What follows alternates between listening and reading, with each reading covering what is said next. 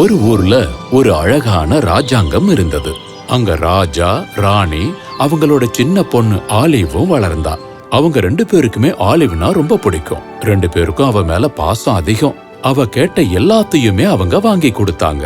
இப்படி போயிட்டு இருக்க அவளோட முதல் வார்த்தை என்னன்னா, அது கொடுங்க. இதோ. அவ இந்த மாதிரி பழக்கத்தோடயே வளர ஆரம்பிச்சா. பெரிய பொண்ணாவும் ஆயிட்டா.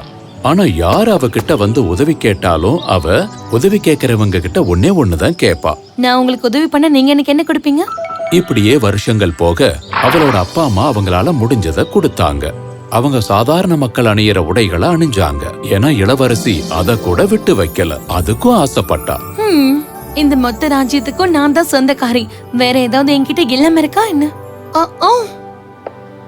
ஓ, அந்த ஊசி எங்க விழுந்தது? ஓ ஆலிவ், நல்ல வேளை நீ இங்க இருக்க. நீ இங்க வந்து எனக்கு உதவி செய்யறியா? சரி, ஓகே.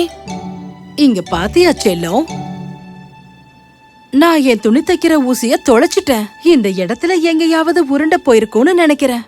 கண்டிப்பா நான் உங்களுக்கு உதவி செய்ய தயாரா இருக்கேன். நீ எவ்வளவு நல்ல பொண்ணு. ஆனா ஒரு விஷயம், நீங்க எனக்கு ஏதாவது திரும்ப கொடுத்தாதான் நான் உங்களுக்கு உதவி பண்ணுவேன். இப்படி அவ சொன்னதும் ராணி சோகமாயிட்டாங்க. ஆனா என் செல்லம், என்னோட மொத்த உரிமையும் உனக்கு தானே வந்திருக்கு. என்கிட்ட இந்த பழைய துணி மட்டும்தான் இருக்கு. உங்ககிட்ட இன்னும் கொடுக்கறதுக்கு இந்த கிரீடம் இருக்கு. என்னது? ஆனா இந்த கிரீடம் ராணிகளுக்கு மட்டும்தானே உரியது. நீ இன்னும் ராணி ஆகவே இல்லையே. நீங்க சொல்றத பார்த்தா எனக்கு ரொம்ப வேடிக்கையா இருக்கு. ஒரு ராணி மாதிரி கூட நீங்க ட்ரெஸ் பண்ணிக்கல. இந்த ராஜ்யத்துல உங்களுக்கு எந்த அதிகாரமும் இல்ல. ஆனா நான் அவ சொல்றத கேட்டு மகாராணி ரொம்பவே அசிங்கப்பட்டாங்க. அதே மாதிரி அவ ஆசைப்பட்ட கிரவுனையும் எடுத்து கொடுத்துட்டாங்க. எஸ், உங்களோட ஊசி இந்த ஜாடிக்கு பக்கத்துல இருக்கு. நல்லா உத்து பார்த்தா தெரியும். நீங்களே இதை எடுத்துக்கோங்க. அவ அங்கிருந்து போயிட்டா. அவளோட ரூமுக்கு போய் கண்ணாடியில எப்படி இருக்குன்னு பாக்குறதுக்காக போனா. ஆனா கிரீடம் அவளுக்கு கொஞ்சம் பெருசாவே இருந்தது. இது இன்னும் கொஞ்சம் வருஷத்துல எனக்கு கண்டிப்பா பொருத்தமா இருக்கும். இன்னும் ஒரு விஷயம் மிச்சம் இருக்கு.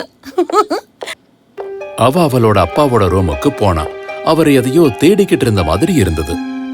அந்த ராஜாவோட கண்ணாடி கீழே விழுந்துருச்சு. அந்த கண்ணாடி இல்லனா ராஜாவால பார்க்க முடியாது. அப்பா, டார்லிங், உன்னோட அப்பாவுக்கு கிளாஸ தேடி கண்டுபிடிக்கிறதுக்கு நீ உதவி பண்ணுவியா? கண்டிப்பா நான் பண்ணுவேன். ஆனா நான் உங்களுக்கு உதவி பண்ணா அதுக்கு பதில் நீங்க எனக்கு என்ன கொடுப்பீங்கன்னு சொல்றீங்களா அப்பா? உனக்கு திருப்பி தரணுமா? ஆலிவ் ஸ்வீட் ஹார்ட், என்னோட இந்த மொத்த ராஜ்யமும் இப்போ உன்னோடது தானே. என்கிட்ட இருக்கிற ஒரே ஒரு விஷயம் இந்த கிரீடம் மட்டும்தான். ஆனா எப்படி நீ அதுக்கு ஆசைப்பட மாட்டேன்னு நான் நினைக்கிறேன். எனக்கும் அதான் வேணும். ஓ, நீ என்ன சொல்ற? இது ராஜாவுக்கு மட்டுமே சொந்தமான கிரீடம். ஓ, உங்களுக்கு இதால என்ன பிரயோஜனம் இருக்க போகுது? ராஜ்யமே இல்லாத ஒரு ராஜாவுக்கு கிரீடம் இருக்கிறது நீங்க எங்கேயாவது கேள்விப்பட்டிருக்கீங்களா? அந்த ராஜா ரொம்பவே காயம் அடைஞ்சு வருத்தப்பட்டாரு. அந்த வருத்தத்தோட கிரீடத்தையும் பொண்ணுகிட்ட கொடுத்தாரு. இந்த கிரீடமும் இப்ப என்னுடையது. இப்ப இந்த இடத்துல இருக்கிற எல்லா பொருட்களையும் நான் சொந்தமாக்கிக்கிட்டேன். இப்ப என்கிட்ட ராஜாவோட கிரீடம் இருக்கிறதால என்னால உங்களுக்கு உத்தரவு போட முடியும். நீங்க 2 பேருமே இந்த ராஜ்யத்தை விட்டு போகணும். ஓ ஆலிவ், நீ எதுக்காக இந்த மாதிரி மாறி போயிட்ட? இந்த ராஜ்யமே இப்ப என்கிட்ட இருக்கு. அதனால நான் கட்டளை இட்டா நீங்க அதை மதிச்சுதான் ஆகணும். அந்த ராஜாவும் ராணியும் மனதளவுல ரொம்ப வருத்தப்பட்டு அந்த ராஜ்யத்தை விட்டு ரொம்பவும் வேதனையோட 2 பேரும் வெளியே போனாங்க. ஆலிவோட ரூம்ல அந்த கிரீடத்தை தலையில வச்சு பார்த்தா. ஆனா எதர்ச்சி அது அவளோட கழுத்துல போய் மாட்டிக்கிச்சு. ஓ, இது கூட ரொம்ப பெருசா இருக்கு. இது வெளியில எடுக்கிறேன். என்ன இது? ஆனா அவளால் அந்த கிரீடத்தை வெளியே எடுக்க முடியல. அது இப்போ நல்லா மாட்டிக்கிச்சு. ஓ இல்ல, இப்ப நான் என்ன பண்றது? அவளோட மாளிகையில வேலையாட்கள் யாருமே இல்ல.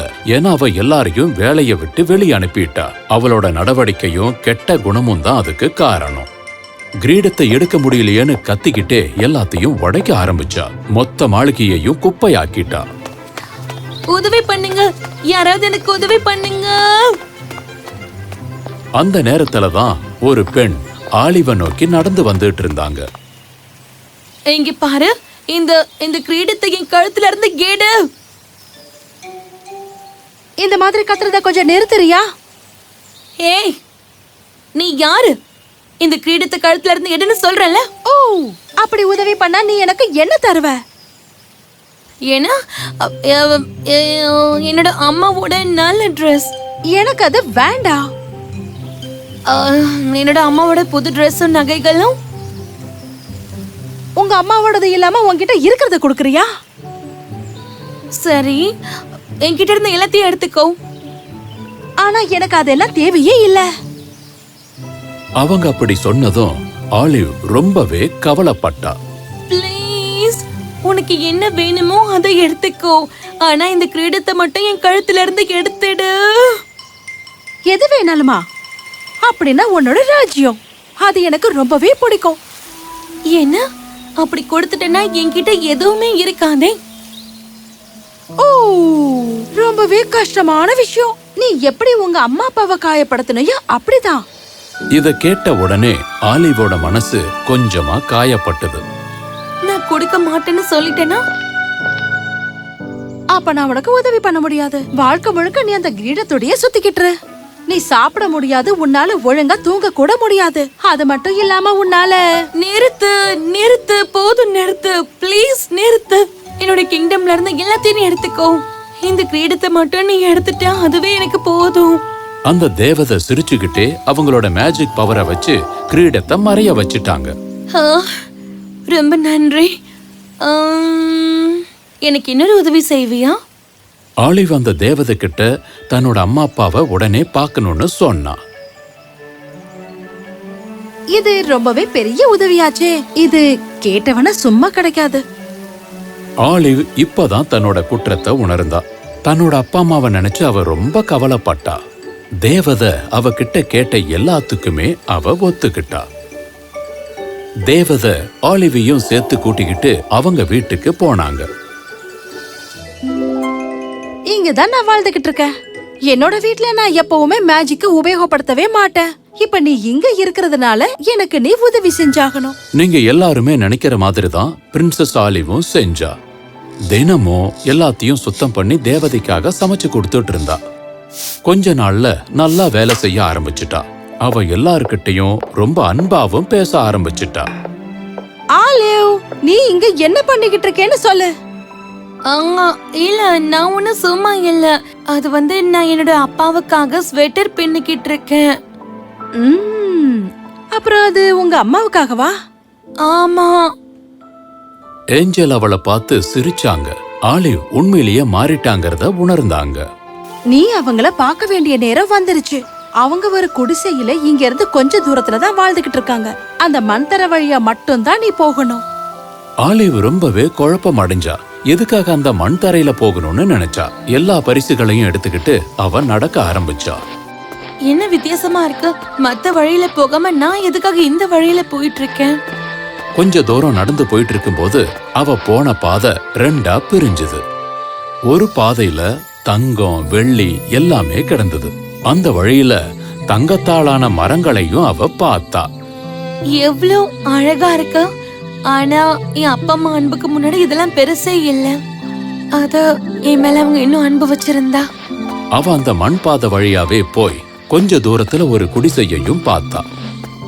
அவ அத பார்த்து ரொம்பவே அதிர்ச்சி அடைஞ்சா. அவ அந்த குடிசைக்குள்ள போனதுக்கு அப்புறம் இன்னும் கவலை அடைஞ்சா. என்னால எப்படி என்னோட அப்பா அம்மாவுக்கு இப்படி பண்ண முடிஞ்சது? நான் என்னோட தப்பை எப்படியாவது திருத்தியே ஆகணும். அதனால அவங்க அப்பா அம்மாவுக்கு அவ நல்ல சாப்பாடு சமைக்க ஆரம்பிச்சா. அவங்க வீட்டுக்கு வந்த உடனே எல்லாரும் சேர்ந்து நல்லா சாப்பிடுறதுக்காக அவ எல்லாத்தையும் சமைச்சு முடிச்சு டேபிள்ல வச்சிட்டு இருக்கும்போது கதவு திறக்கிற சத்தம் கேட்டுச்சு. சரியான நேரத்துக்கு வந்துட்டீங்க.